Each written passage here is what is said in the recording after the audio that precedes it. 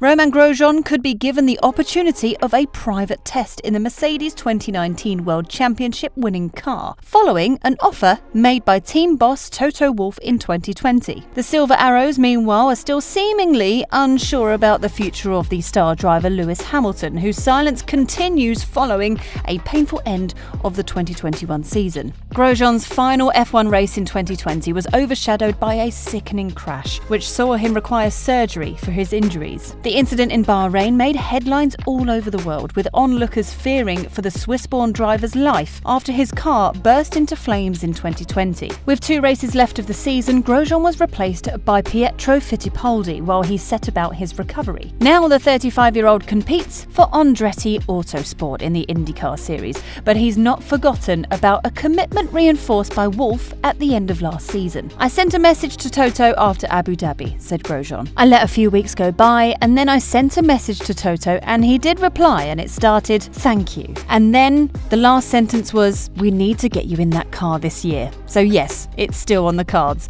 But there are a few things last year that didn't make it easy. This year, I cannot go at the French Grand Prix because we're racing in Iowa the same weekend.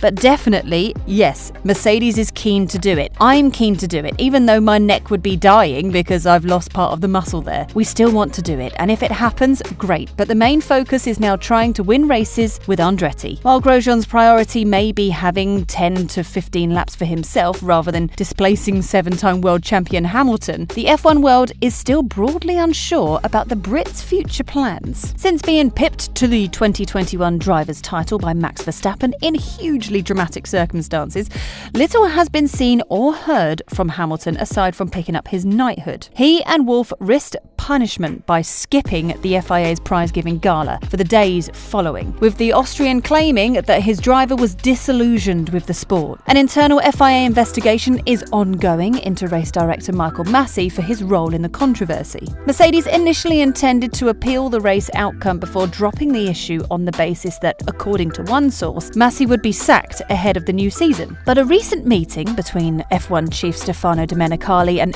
FIA president Mohammed Ben Sulayem reportedly pushed the issue no closer to a conclusion, which leaves Hamilton's future hanging in the balance. The pair sat down to discuss last season's controversial yet thrilling end to the campaign in Abu Dhabi and the future of race director Michael Masi, who oversaw the jaw-dropping final lap of the season that left Hamilton empty-handed. It's believed that neither Domenicali or Ben Sulayem were forthcoming in regards to the contentious events in Abu Dhabi during their extensive talk. Masi could still potentially remain part of the F1 picture, with some suggesting he could continue his role despite a revamp. Others within the sport are adamant Masi must leave in order to protect the integrity of F1. Losing the biggest star in Hamilton would also have damaging implications for the sport. However, Toto Wolff knows his lobbying of race director Michael Masi was unacceptable when trying to stop the safety car from being deployed in the Abu Dhabi Grand Prix, says F1 pundit Martin Brundle.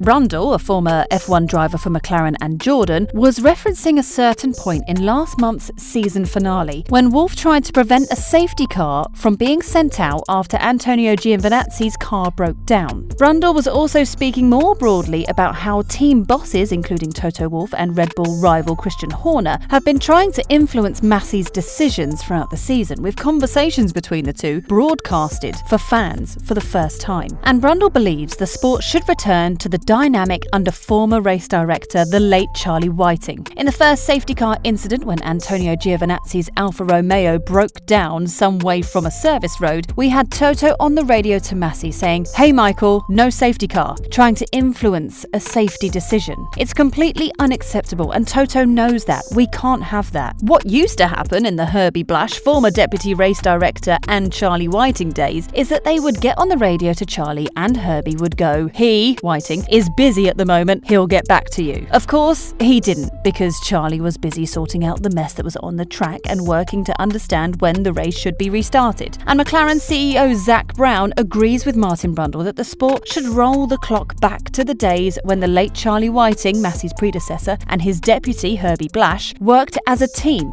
in race control. Wolff even threw his support behind banning team principals having access to race control during races after he overstepped in his furious rant at Massey in Abu Dhabi. Wolff echoed calls from Ross Brawn, Formula One's managing director of motorsports, for a ban, as he felt bosses such as himself have crossed the line. And Brundle agrees with the pair, saying those calls were some of the most uncomfortable parts of the season. Interestingly, McLaren CEO Zak Brown echoed the thoughts of Brundle and Wolff, agreeing that teams have too much power, which is not helping the already difficult role that Massey has. It is clear that some of the rules and their governance are not acceptable as things stand. No one is happy with the inconsistency in the policing of the regulations, but which has been habitually exploited by teams for competitive advantage. I have said before that the teams have too much power and it needs to be reduced. We have a significant role in the drafting of the regulations and governance of Formula One, and that influence is not always driven by what is best overall for the sport. It is the teams who have voted for many of the regulations they have complained about. It is the teams who have been using the broadcasting of radio messages to the race director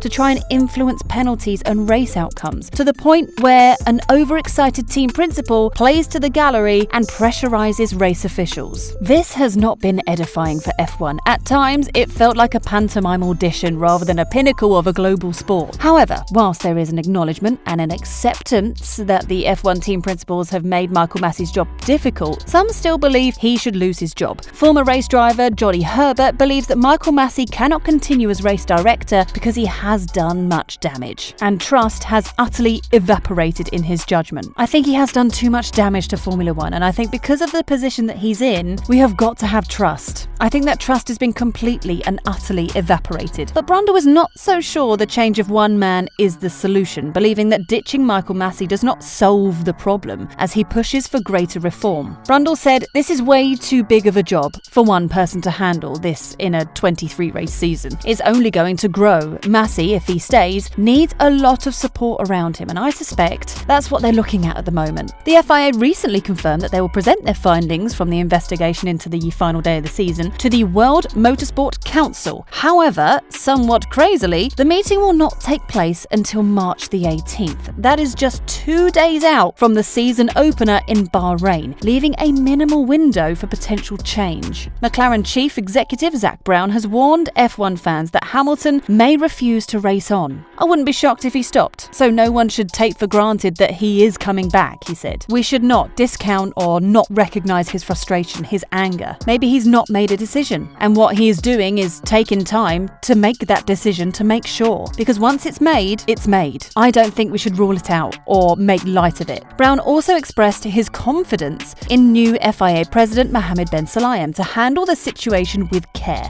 and due diligence after he was elected to replace John Tott at the end of last season. "I've spent a good amount of time with him, and I believe he will be a change agent where things need to be changed and improved upon," added the McLaren boss. He also consults. He's already done the rounds with the teams, talking to us about what we think. So I think he's going to be a very good president. "I'm confident that we will see increased leadership from the FIA and F1, and that collectively, as custodians of the sport, we will focus on evolving the sport and not shirk responsibility when it comes to tough decision making. And Ben Sulayem will surely have fewer tougher introductions to the sport than trying to bring this whole episode to a conclusion so the focus can return to racing on the track and the new 2022 season."